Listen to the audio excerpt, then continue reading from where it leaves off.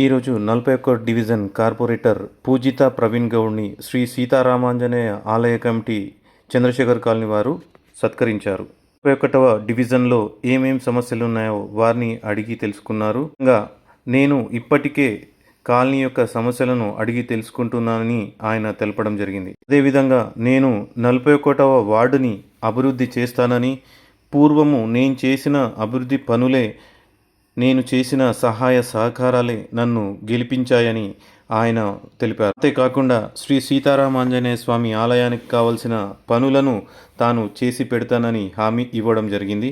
కాక కాలనీ యొక్క అభివృద్ధిని నేను ఎలా చేస్తానో చెప్పను, అభివృద్ధి చేసి చూపిస్తా అని కూడా ఆయన తెలిపారు. ఈ కార్యక్రమంలో పూజిత గౌడ్తో పాటు ప్రవీణ్ గౌడ్, అదేవిధంగా ఆలయ కమిటీ సభ్యులు, భక్తులు పాల్గొన్నారు.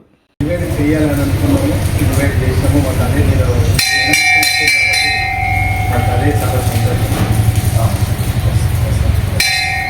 ఏంటంటే ఒక చిన్న విషయం ఏంటంటే ఇక్కడ మాకు మొత్తం చెత్త పడేస్తుంది.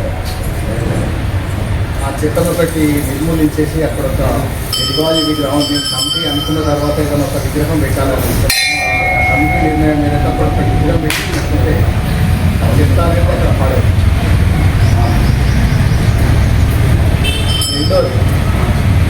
కొంచెం ఎక్స్టెన్షన్ చేయాలనుకుంటున్నాను. రేపు చెట్టును కొంచెం ముందే ఎక్స్టెన్షన్ చేయాలని ఒక మా కోరిక ఉన్నది. మేము దాన్ని అదొకటి కావాలని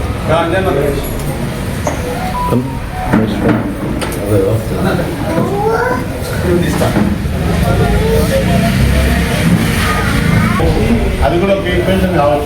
అదే అంటే 99 దాకా నాదే ఉండేది, 99 దాకా నాదే ఉండే. ఈక్వేషన్లో సీఎం దగ్గర కూర్చొని మాట్లాడినప్పుడు ట్యాక్స్ ఈక్వేషన్ చేసిన తర్వాత ఇస్తామని ఇక రేపటికి రూపంలో ఏముంటుందో మనకు తెలియదు. చంద్రశేఖర్ కావాలి సార్.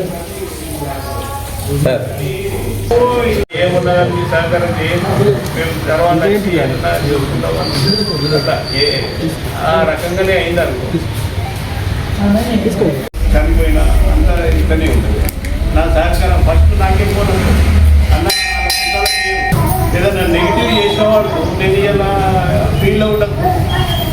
20 సంవత్సరాల కింద నాతో ఉన్న కార్పొరేటర్ ఇలా ఎవరు లేరు, ఫీల్డ్లో ఎవరు లేరు.